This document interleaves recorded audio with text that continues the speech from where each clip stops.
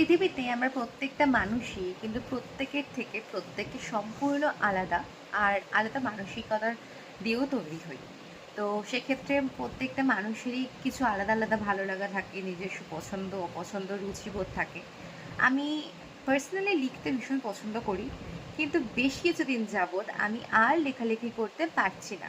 তো ডায়েরিতে তো প্রচুর কিছু লিখে রাখি, লিখতাম আর কি। কিন্তু রিশান্তকে নিয়ে এখন সাধারণত খুব ব্যস্ত থাকার কারণেই আমি লেখালেখিটা না সেভাবে আর সময় দিয়ে উঠতে পারছি না। আর মাথা থেকে তো আসলে লেখাটা বেরোতে হয়। আমি জানি না কেন এখন আমি রাজ্যকে নিয়ে সারাদিন থাকি।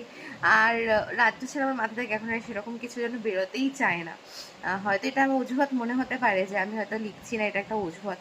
কিন্তু সত্যি কথা বলতে আমি রাজ্যকে নিয়ে এতটাই সারাক্ষণ রাজ্য রাজ্য রাজ্য মাথার মধ্যে আমার রাজ্যই ঘোরে, অন্য কিছু আর ঘোরেই না।